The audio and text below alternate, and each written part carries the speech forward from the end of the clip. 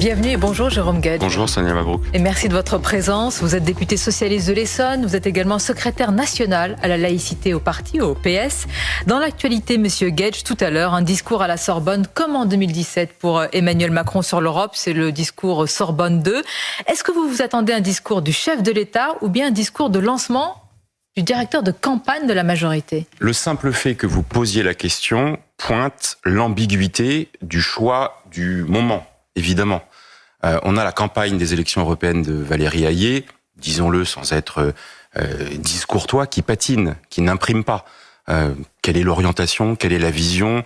Est-ce qu'elle a un autre objectif que de sauver le soldat Macron, c'est-à-dire avec, pour l'instant, un résultat qui s'annonce très problématique pour la majorité relative présidentielle. Là, c'est Emmanuel Macron qui va essayer de sauver le soldat Hayé, apparemment. Oui, mais en se sauvant lui-même, parce que il avait tellement, il y a 7 ans, fait de la question européenne un élément identitaire. Et moi, je fais partie de ceux qui avaient été séduits, ou en tous les cas, intéressés par le volontarisme exprimé, notamment les intuitions du président de la République sur la nécessité d'un réarmement, d'une souveraineté à l'échelle européenne. Le problème, c'est qu'en politique, il ne faut pas se payer de mots. Les intuitions exprimées par Emmanuel Macron en septembre 2017, elles ont peut-être été vérifiées par le cours de l'histoire, mais les réponses volontaristes, elles, se sont fracassées sur le louvoiement intrinsèque. Fracassé. C'est un échec fracassé sur toute la ligne sur l'Europe pour Emmanuel Macron. Un seul point qui est essentiel. La question de la guerre en Ukraine a été un test évident sur la solidité de la position des Européens. Emmanuel Macron, en 2017, pointait la nécessité de la construction d'une Europe de la défense et d'une autonomie stratégique. Ça mange pas de pain, hein, c'est le serpent de mer de tout le monde. Ouais. Sauf que 2 ans après, en 2019, alors même qu'il y a déjà eu depuis 2014 la Crimée et le début au Donbass, le même Emmanuel Macron et Raphaël Glucksmann dans son discours fondateur, en tous les cas très principiel hier à Strasbourg, l'a rappelé, le même Emmanuel Macron en 2019 dit « il faut que nous fassions un front commun entre l'Union européenne et la Russie ». Et on a vu ces atermoiements dans le positionnement par rapport à Vladimir Poutine. Même chose sur la question de la souveraineté sur les questions énergétiques ou sur les questions industrielles. Arrêtons-nous sur ce point parce que vous avez utilisé le mot, et c'est ce que dit Emmanuel Macron, de souveraineté européenne. Très certainement, Jérôme Guedj, qu'Emmanuel Macron va insister sur ça tout à l'heure, sur la défense commune. Et en réalité, le mot derrière cette vision, c'est le mot de fédéralisme. Est-ce que vous le partagez? Est-ce que vous êtes, et vous le dites clairement, je suis pour une Europe fédéraliste et un saut fédéral? Moi, je suis profondément européen. J'ai un problème avec l'orientation politique de la construction européenne. Vous savez, mon premier vote était pour le traité de Maastricht en 1992.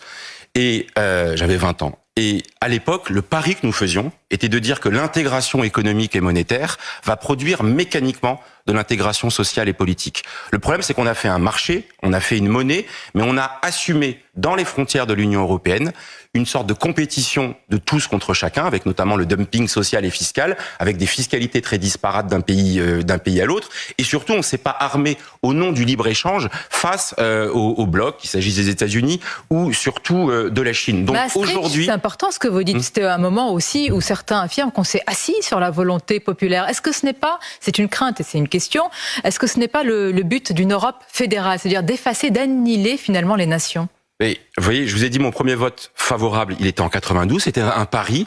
Et 13 ans après, en 2005, j'étais un de ceux qui a fait campagne pour le non, au nom principalement de ce décalage et de cet échec. Et donc aujourd'hui, on a besoin de plus d'Europe, mais d'une Europe qui assume des choix, par exemple, pour permettre une harmonisation fiscale et sociale à l'intérieur des frontières européennes et qui assume, par exemple, cette souveraineté, voire la chose qui était hier un gros mot, et moi je suis très content qu'il soit prononcé par Raphaël Glucksmann, par exemple, un protectionnisme écologique. Le fait de dire qu'avec des mesures miroirs, on impose aux produits qui rentrent dans les frontières de l'Union européenne le respect des mêmes normes de production en manière sociale ou environnementale. Quand vous allez rentrer dans le dur, vous verrez que ces clauses miroirs, pour les imposer, il faut être réveillé de bonne heure. Mais restons parce que justement, c'est la réalité. C'est l'échec d'Emmanuel Macron, c'est-à-dire l'idée de ne pas avoir pousser ce volontarisme-là, mais on peut prendre d'autres sujets. On parle des salariés.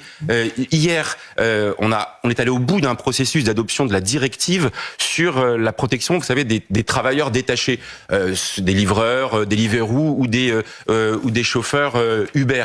Qui est-ce qui a essayé de s'aborder cette directive de protection qui leur permet justement de ne pas être le lumpen prolétariat des temps modernes, totalement exploité, et de pouvoir bénéficier de la protection liée au salariat. C'est Emmanuel Macron lui-même qui a sabordé, du fait de sa position gouvernementale, ses positions. Le fossoyeur, si je comprends ce que vous dites. Mais en tout cas, c'est un double discours qui est insupportable. Et votre discours, par exemple, sur l'immigration. Plus d'Europe, c'est plus d'immigration pour vous. Est-ce que vous assumez aujourd'hui de dire, j'ai repris les mots il y a 10 ans, puisque vous parlez du passé, du Parti socialiste, qui affirmait ceci, l'immigration est une chance et c'est un levier d'enrichissement culturel. Est-ce que vous le diriez aujourd'hui ? Mais en tous les cas, ce qu'on ne peut pas dire aujourd'hui, enfin, je partage les mots, je refuse. Aujourd'hui encore ? Mais évidemment, nous sommes une terre d'immigration, nous l'avons toujours été et nous continuerons à être une terre d'immigration. Faut arrêter d'entretenir une fiction qui consiste à dire que l'immigration zéro est le seul modèle. On peut avoir une possibilité, il y a un on peut avoir entre-deux. une discussion. Non mais oui, mais donc l'immigration est une chance, c'est important pour vous. Vous reprenez il y a 10 ans ce que l'immigration disait le PS. contrôlée et encadrée, c'est une compétence des États dans le cadre européen. C'est pour ça que le pacte asile-immigration qui a été présenté, adopté et que nous n'avons pas voté, précisément parce qu'il n'est pas efficace. D'abord parce qu'il pointe la question de l'asile, et moi je suis attaché à la question de l'asile, et parce que il ne s'attache pas à ces situations dramatiques de ceux qui meurent en Méditerranée ou dans la Manche, et il n'assume pas la construction de voies légales d'immigration dont nous aurons besoin dans le pays. Est-ce que vous êtes en cohérence avec les Français ? Par exemple, sondage ce matin, 67% des Français, c'est quand même une majorité assez nette, se disent favorables au nouveau projet de loi Jérôme Guedj qui vient d'être adopté en Grande-Bretagne. Ça a été des semaines de débat pour renvoyer les migrants illégaux et les demandeurs d'asile arrivés illégalement vers le Rwanda, qui va donc gérer tout cela. 67% des Français. Et quand vous dites que c'est une chance ? Parce que, pardon de le dire, mais quand on va entretenir et alimenter cette logique un peu simpliste, voilà. Moi, je suis pour le respect du droit. Si on n'a pas des conditions de séjour réguliers sur le territoire national, elles doivent être vérifiées, contrôlées dans des délais dignes, notamment pour l'asile. Et il faut aussi respecter les conséquences. Mais le discours qui éclabousse tout ça, c'est de dire derrière ça, on n'a pas besoin d'immigration. Les mêmes Français dont vous parlez.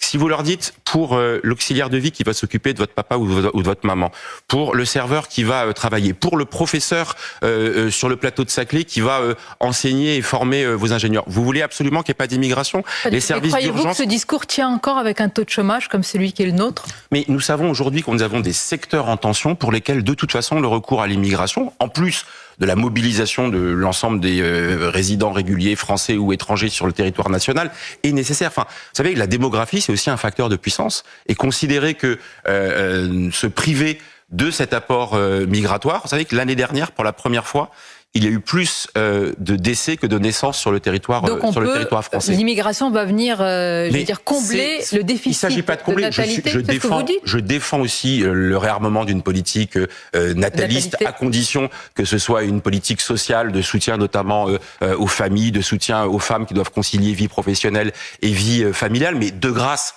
cessons d'alimenter un discours à ce point anxiogène sur ce qui n'est pas une opinion. C'est un fait de société, c'est un fait démographique qu'on va pas balayer d'un revers de la main. Nous avons parlé d'Europe, d'immigration, vous avez parlé de protectionnisme écologique. De son côté, la France insoumise veut mettre surtout Gaza, Jérôme Guedj au cœur de la campagne.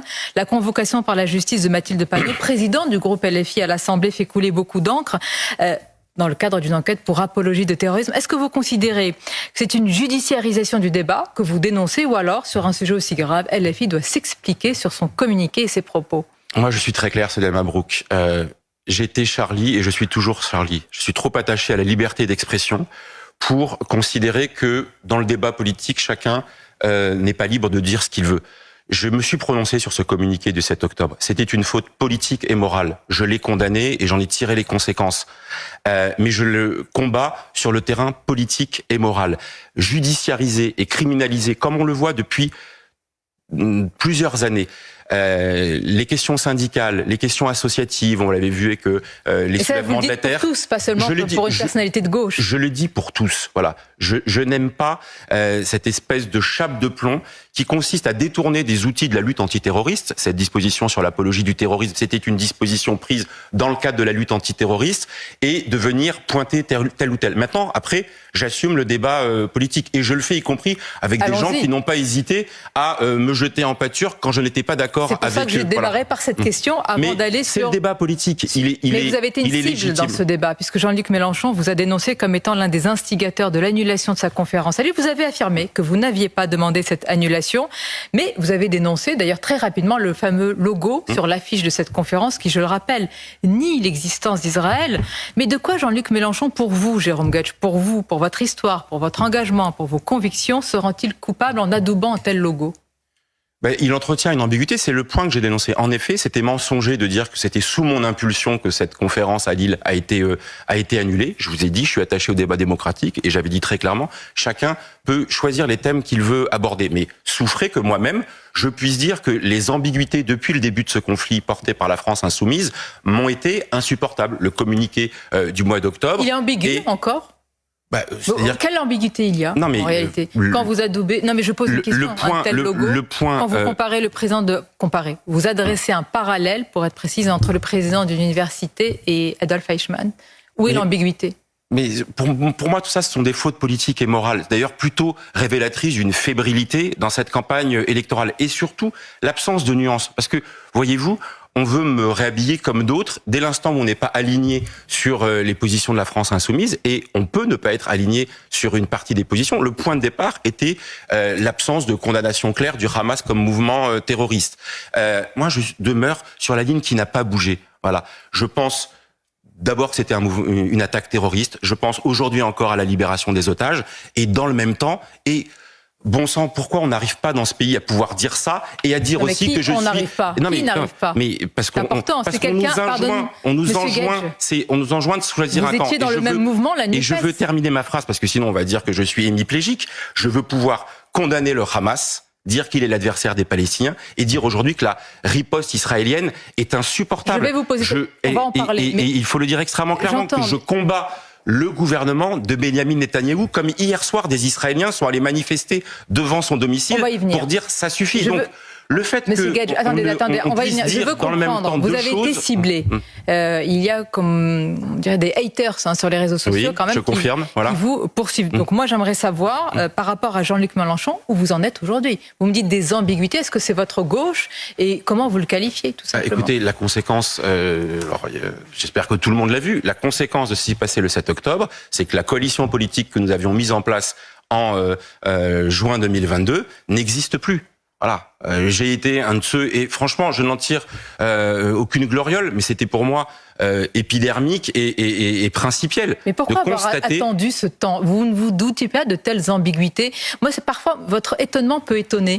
C'est-à-dire, vous ne vous doutiez pas que sur Israël, Jean-Luc Mélenchon avait de telles positions? Non, pour la raison simple, c'est que vous n'avez jamais discuté avec vos alliés de ce sujet-là. Sur ce sujet-là, je vais vous prendre un seul exemple. Ça fait 50 ans que le conflit existe. Oui, mais sur ce sujet-là, Jean-Luc Mélenchon lui-même, dans une conférence qu'il avait fait en janvier 2024, a reconnu que c'était pas un sujet sur lequel il allait beaucoup travailler. Je vais vous prendre qu'un seul exemple. Jean-Luc Mélenchon a sorti un livre juste avant le début du conflit. Dans ce livre, moi je lis attentivement les écrits politiques des uns et des autres, il n'y a pas une ligne sur le conflit israélo-palestinien. Il n'y a pas une seule ligne sur le conflit israélo-palestinien. Vous aviez un doute sur ces positions? Non, mais en tous les cas, moi la position qui d'ailleurs était celle qui était dans notre accord politique, qui était le soutien à une solution à deux États, qui ne passait pas par cette logique de conflictualisation et de déséquilibre. Moi j'avais été heurté par ce communiqué, mais vous voyez... ils ont fait le choix de faire de ce thème-là un sujet de la campagne des élections européennes. Voilà. Pourquoi pas? Mais donc du coup, ils sont enferrés dans une logique de surenchère, de clivage, et donc du coup de délimitation. Alors que dans le débat, encore une fois, comment on rend audible la nécessité de la protection des civils palestiniens? Et voyez, quand je dis ça, je le dis à tous les endroits. Quand je vais le dire à une manifestation pour demander la libération des otages, je me fais siffler par une partie du public qui considère que dire ça, c'est un crime de lèse-majesté et c'est une atteinte à la défense de l'État d'Israël. Est-ce qu'on peut avoir de la nuance dans le débat politique? Est-ce qu'on peut avoir une position équilibrée? Moi, je suis un universaliste républicain et pardon de le dire, entre Meir Habib et Rima Hassan, eh bien, je pense qu'il y a un chemin de la raison qui est capable. Vous les mettez dans des positions opposées, mais sur le même plan? En tous les cas, dans le niveau de crispation identitaire et d'impossibilité d'avoir une écoute, les Israéliens eux-mêmes sont traversés par ce débat politique. Et nous, il faudrait qu'on soit campés sur des positions à ce point heurtées. Moi, j'essaye d'avoir cette position où, je le redis, la colonisation en Cisjordanie, c'est une faute politique, c'est la guerre telle qu'elle est menée aujourd'hui, les dizaines de milliers de victimes palestiniennes me heurtent, me blessent, me révulsent matin, midi et soir. Et je suis pour la protection de l'ensemble de ces civils. Je suis pour que Israël, comme l'ensemble de ses partenaires le lui demandent, ne soit pas embarqué dans une fuite en avant pour des mauvaises raisons et qu'on garde la perspective d'une solution politique à 2 États. Mais je suis dans le même temps pour reconnaître que le Hamas ne peut pas être un interlocuteur. Il continue à détenir des otages aujourd'hui. Il a engagé le 7 octobre. Qu'on a découvert hier sur un otage et surtout le 7 octobre, il a envoyé ce message-là d'élimination de l'existence même de l'État d'Israël à travers la barbarie des attaques qui a été faite. Et donc, toute complaisance ou ambiguïté à son endroit, forcément, me heurte. Et vous appelez à la nuance sur les En général, j'appelle à la nuance dans le débat politique, mais la nuance n'est pas une pusillanimité. C'est pas un manque de courage. On peut avoir... Au contraire. C'est surtout pas un manque de courage. Au contraire, c'est très paresseux d'être à ce point clivant. Nous avons beaucoup parlé de sujets très importants. Il y en a un auquel il faudrait consacrer, j'allais dire, des journées. C'est ce que vous allez faire, c'est très important. La fin de vie. Je vais quand même rappeler que vous connaissez bien ce sujet, Jérôme Guedj. Vous faites partie de la commission spéciale sur la fin de vie à l'Assemblée. Il y a beaucoup de questions à ce sujet. On va les laisser pour une prochaine fois, l'occasion d'un grand rendez-vous que nous devions faire ensemble. Mais sur la date, c'est prévu pour le 27 mai et le 6 juin. Est-ce que cette date est tenable aujourd'hui? Alors, il y a 2 bonnes nouvelles. On a un texte, enfin, on a le gouvernement qui nous dit les parlementaires vont pouvoir l'amender, le faire bouger. On a une bonne base de départ. Et moi, je m'en félicite. Et tel que les travaux ont débuté, sous la présidence d'Agnès Firmin-Lebaudot et avec le rapporteur général Olivier Falorni, on va, je l'espère, pouvoir travailler intelligemment.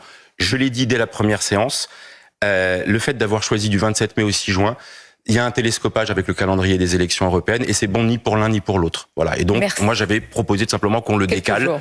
Ce sera pas le cas et j'espère qu'on va garder la sérénité nécessaire pour nous permettre de légiférer dans la durée. Merci Jérôme Guedj, c'était votre grande interview.